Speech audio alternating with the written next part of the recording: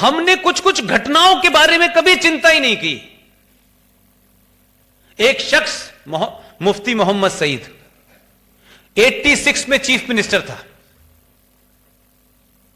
यह घटना अवेलेबल है, आज तो आपको जाने से कोई नहीं रोक रहा है, बल्कि जब ज्यादा गुजराती जाएंगे कश्मीर, आप सिर्फ ये अनाउंस कर दीजिए गुजरात समाचार में कि 100 गुजराती कल कश्मीर जा रहे हैं वैली देखने।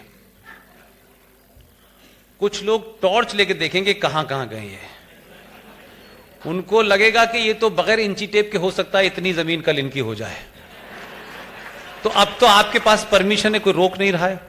जैसे आप दिल्ली में हैं, बॉम्बे में हैं, सब जगह हैं, वहां भी आप चले जाएं।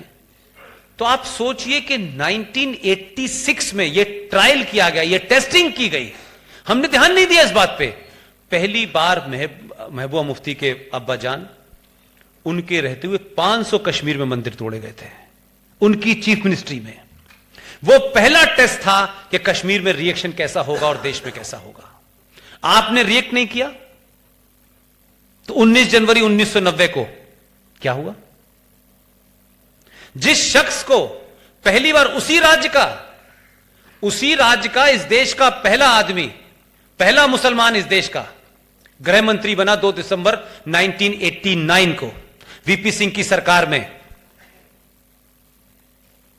उस आदमी ने 2 दिसंबर को शपथ ली, 8 दिसंबर को अपनी बेटी को गायब कर दिया।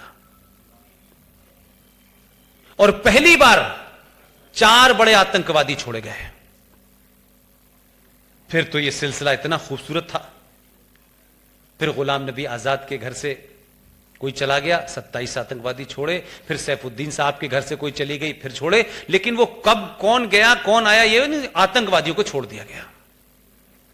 वो आदमी भारत का गृह मंत्री बना जिसने 1986 में 550 मंदिरों को कश्मीर में टूटा तुड़वाया।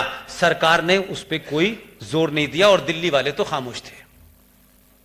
90 में वो आदमी 2 दिसंबर 1989 को शपथ लेता है और 19 जनवरी तक मात्र 40 दिन होते हैं उसके होम मिनिस्टर बने हुए।